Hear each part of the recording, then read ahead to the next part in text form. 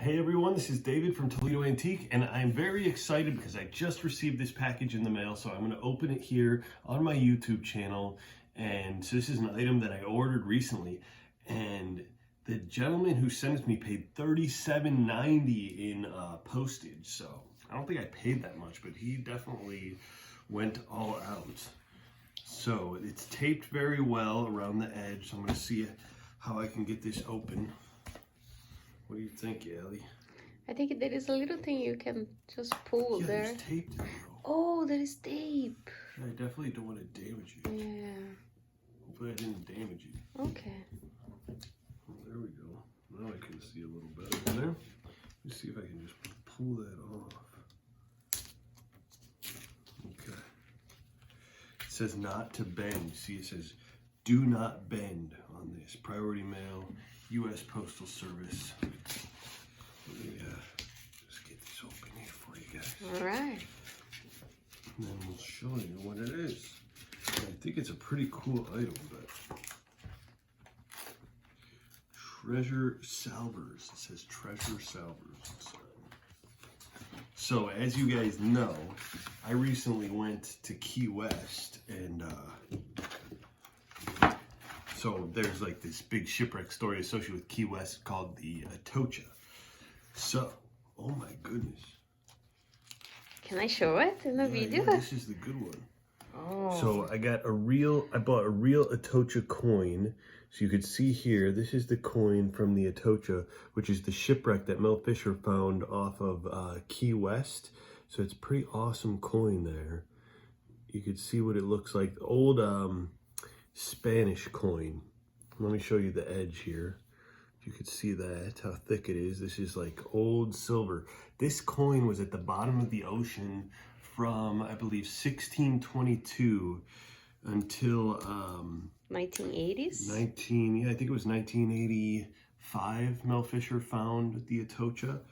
And so it comes with this certificate of authenticity right here. And you can see it's from the shipwreck, the Nuestra Señora de Atocha. And I've always wanted one of these coins, so I decided to buy it. You can see here's the coin maker stamping the coin with a hammer to imprint the pictures on the embossment on the coin. They're kind of making the coin. So it says that this is to certify that the coin here described was recovered from the Spanish shipwreck Nuestra Señora de Atocha by Treasure Salvers Incorporated. So on September 6, 1622, the heavily laden treasure galleon of King Philip IV's fleet struck a reef and sank in a raging storm near the Florida Keys. More than 262 people perished, and tons of gold and silver and other precious cargo were lost to the sea. All attempts to locate the shipwreck failed until the location of the primary cultural deposit was made by Treasure Salvers Incorporated on July 20th, 1985. So I was less than 2 years old at the time, and most of the coins recovered from the Atocha were minted in the New World and usually have irregular shapes. They were manufactured by cutting coin blanks from crudely cast bars of refined silver bullion, then clipped to the requisite weight, heated and hand-hammered between crudely engraved dies. The rough surface and irregular circumference of the blanks prevented well-defined strikes. Consequently, the legends are frequently missing or only partially visible. The Spanish authorities were unconcerned with the shape of the coins or visible dates. The important features were the assayer's mark and mint mark, as it guaranteed the fineness of the bullion and the proper weight. The penalty for not showing these marks was severe. Coins of Philip II, 1556 to 1598, and Philip III, 1598 to 1621, bear a simplified Habsburg shield on the obverse. The legend, if complete, reads Philippus II, the third de Gratia, Philip II by the grace of God. The reverse has a cross with castles and lions in the quarters. The legend reads Hispanarium et India Vermex, something like that. King of Spain and the Indies is what that means. So the coin reads, Philip by the grace of God, and then it also reads King of Spain and the Indies. The Atocha shipwreck was awarded to Treasure Salvers Incorporated by the Admiralty Jurisdiction of the United States for the Southern District of Florida and by the United States Supreme Court, and its artifacts have remained in Treasure Salvers Incorporated possession until this time, certified this 15th day of September 1986. Very interesting. So this is the coin. Now, you got to look at the photograph here. Can you see the photograph? Yeah, let's flip here. So you can see the photograph and you got to match it to the coin. So you can see this kind of deterioration here at the bottom. And then up top, you can see right here. And on the picture, it's right there. So it does look like this is the coin pictured here. Little crack there by those dots. Another crack down here. You can see how the bottom is deteriorated in that characteristic fashion. And then let's check the other side. So this one, let's see if I can orient this.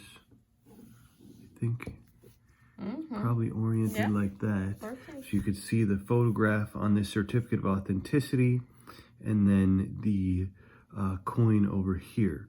So it's likely more valuable with this certificate of authenticity. Kind of important. Now, let's see what else this says. It says coin number 85A 180-706. It's an 8 real coin. The mint is Potosi. It weighs 24.6 grams. It's grade 2. Region is Philip III. The assayer is not visible. And the date, it just says 4 hashtags. So origin BK0006. So you can see over here, here's the reverse die, the coin blank, and the obverse die. So that's what it's called, a die. They used a die to mint the coin. And so it's pretty good. And then this is Mel Fisher. You can see this is notarized. This paper is notarized here. It has a notary.